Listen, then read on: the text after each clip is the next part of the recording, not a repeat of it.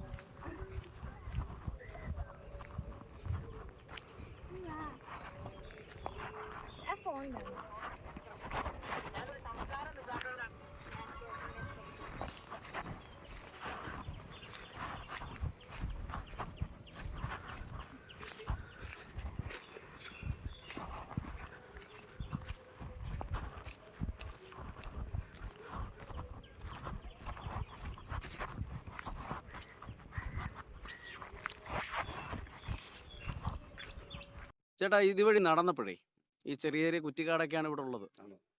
കാണുന്നതെല്ലാം ചെറിയ പെൺകുട്ടികളും കുറെ യുവാക്കളും കെട്ടിമറിഞ്ഞ് കിടക്കുന്നതും തുണിയില്ലാതെ കിടക്കുന്നതൊക്കെ കാണാൻ കഴിഞ്ഞേ. ഇത് ഇവിടുത്തെ സ്ഥിരം കാഴ്ചയാണോ? സ്ഥിരമാണ്. ഇവിടുത്തെ സ്ഥിരമാണ്. ആരും ചോദിക്കാൻ പറയാനും ആളില്ല. ചോദിച്ചു കഴിഞ്ഞാൽ നമ്മുടെ ഓപ്പോസിറ്റായിട്ട് കാര്യം പറയുന്നവരാണ്. അതുകൊണ്ട് ആരും മിണ്ടാറില്ല. പോലീസുകാരും വരാറില്ല, നോക്കാറില്ല, അന്വേഷിക്കാറില്ല. ഇത് ഇന്ന് ഞായറാഴ്ചയായിട്ടാണ്. ഞായറാഴ്ചയായിട്ട് ഇത്രയും. ആ. അപ്പോൾ ഞായറാഴ്ച അല്ല, ഈ പഠിത്ത ക്ലാസ് ഉള്ള ദിവസം ഉണ്ടല്ലോ, ആ. വളരെ അതിക്രമമായിട്ട് ആൾക്കാർ വരുന്നുണ്ട് ഇവിടെ. സ്കൂൾ കുട്ടികളൊക്കെ വരാറുണ്ട്. സ്കൂൾ കുട്ടികൾ, കോളേജ് കുട്ടികൾ. ഇവിടെ നമ്മുടെ ഈ കോളേജിലുള്ള കുട്ടികളല്ല, ഇത് പുറത്തുള്ള കുട്ടികളാണ് ഏറ്റവും കൂടുതൽ വരാറുള്ളത്. ശരിക്കും ഈ നാട്ടിലുള്ളവരാണോ ഈ വരുന്നത്, ഈ കാണിച്ചു കൂട്ടുന്നതൊക്കെ? അതായത് ഈ നാട്ടിലുള്ളവർ തന്നെ. പക്ഷെ അടുത്ത കൊല്ലം, ഇങ്ങനെയുള്ള കോഴിക്കോട്, ഇങ്ങനെയുള്ള അടുത്തുള്ള പ്രദേശത്തെ ആളുകളും വരുന്നു. വിദ്യാർത്ഥികളാണ്. ഇത് നിങ്ങളിത് കാണാറുണ്ടല്ലേ? നമ്മളിത് കാണാറുണ്ട്, നമ്മൾ കാണുന്നില്ല എന്നുള്ള സ്ഥിതി. നമുക്ക് ജീവിക്കണ്ടായ നമ്മൾ ജീവമാർഗം കൊണ്ട് നമ്മൾ നടക്കുന്നവരാണ്. നമ്മളിത് കാണുന്നുണ്ട്, കേൾക്കുന്നുണ്ട്, നമ്മളെല്ലാം ഇത് തഴഞ്ഞു കളയുവാണ്. കാരണം വെച്ചാൽ നമ്മളെ അനുസരിക്കത്തില്ല. അതിന് നമ്മൾ പറഞ്ഞിട്ടൊന്നും ആയില്ല. ഇത് എത്ര വയസ്സൊക്കെ ഉള്ള കുട്ടികളായി വരുന്നത്? ഇത് ഏറ്റവും കൂടുതൽ വരുന്ന പറഞ്ഞു കഴിഞ്ഞാൽ ഒരു 30 വയസ്സിന് താഴെ ഉള്ളവരാണ്. ഇത് നിങ്ങൾ എപ്പോഴെങ്കിലും ഇത് വിലക്കാൻ ശ്രമിച്ചിട്ടുണ്ടോ? എന്തെങ്കിലും നേരത്തെ വിലക്കിയതാണ്. അപ്പൊ എന്തായിരുന്നു അനുഭവം? അനുഭവം എന്ന് പറഞ്ഞാൽ അപ്പോഴല്ലേ അവർ പറഞ്ഞ അവർക്ക് ഇഷ്ടമാണ്.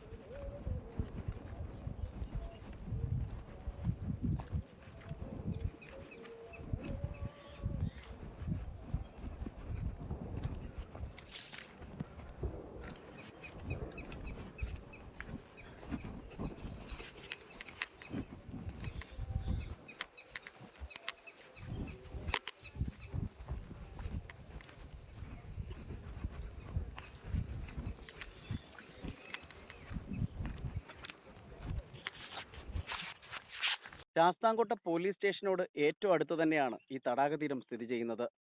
അനാശാസ്യ പ്രവർത്തനങ്ങളുടെ കൂത്തരങ്ങായി ഈ പ്രദേശം മാറിയിട്ടും നാളിതുവരെയായിട്ടും പോലീസിന്റെ ഭാഗത്തു നിന്ന് യാതൊരുവിധ നടപടികളും ഉണ്ടായിട്ടില്ല എന്നാണ് ഇവിടെ അന്വേഷിച്ചപ്പോൾ അറിയാൻ കഴിഞ്ഞത്.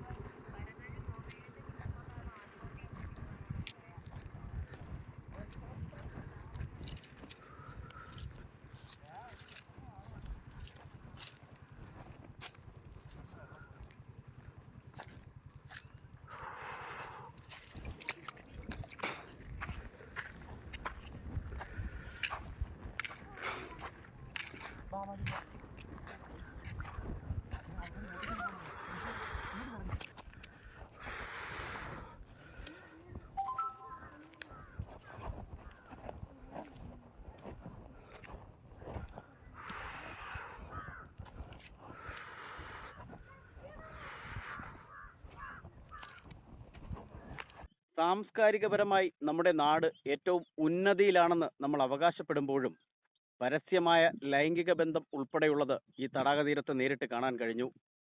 ഈ നാട് നശിക്കുകയാണോ? ഈ നാട് നാശത്തിന്റെ വക്കിലേക്ക് പോവുകയാണോ? പൊതുജനങ്ങൾ വിലയിരുത്തട്ടെ. എന്തു വേണമെന്ന് പൊതുജനങ്ങൾ തീരുമാനിക്കട്ടെ.